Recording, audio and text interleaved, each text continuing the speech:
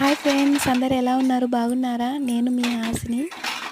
ఈరోజు ఈ వీడియోలో మటన్ ఎండు తుణుకుల కూర ఏ విధంగా చేస్తే బాగుంటుందో తెలుసుకుందాం రండి. ఈ విధంగా చేసుకుంటే చిన్నపిల్లలు కూడా స్నాక్స్ లాగా తినేస్తారు, అంత రుచిగా బాగుంటుందన్నమాట.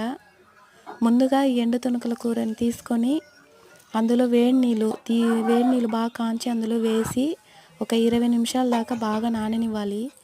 నానిన తర్వాత అందులో చల్ల వాటర్ పోసి బాగా చేత్తో బాగా అదిమి ఒక 2-3 సార్లు నార్మల్ వాటర్ కడిగేసి సాల్ట్ ఆల్రెడీ వేసి మనం ఎండబెట్టింటాం కాబట్టి సాల్ట్ ఫుల్గా కాకపోయినా మీడియంగా తీసుకోవాలి. మళ్ళీ సరిపోకపోయినా కూడా మళ్ళీ మనం వేసుకోవచ్చు. సాల్ట్, కారం పొడి, కొద్దిగా పసుపు పొడి అండ్ ధనియాల పొడి, అల్లం పేస్టు ఇదంతా వేసుకొని బాగా ముక్కలకి మనం పట్టించుకోవాలన్నమాట.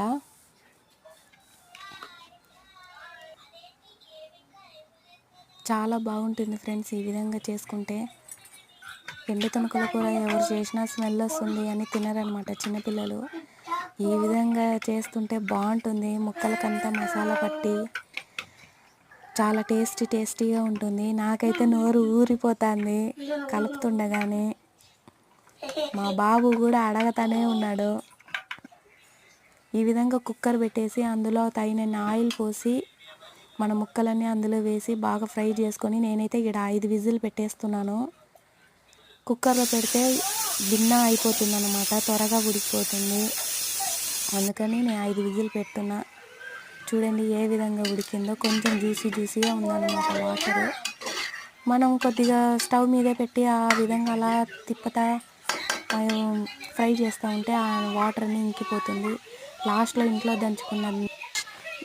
దంచుకున్న మిరియాల పొడి వేసి, మిరియాలు ధనియాలు వేయించుకున్న పౌడర్ అండి లాస్ట్లో వేసి బాగా కలుపుతుంటే అబ్బాబాబాబా నాకైతే నోరు ఊరిపోతుంది. మా బాబు చూడండి మసాలా పట్టిన ఈ ముక్కని పొగలు వస్తా అంటే నోట్లో పెట్టుకొని జుర్రుకొని తింటా అంటే టేస్ట్ అయితే వేరే లెవెల్ అండి.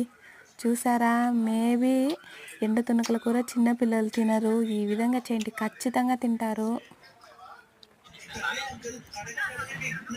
ఓకే ఫ్రెండ్స్, ఈ విధంగా ప్రిపేర్ చేసుకోండి ఇంట్లో. చాలా బాగుంటుంది, టేస్టీగా ఉంటుంది, పిల్లలు కూడా తింటారు.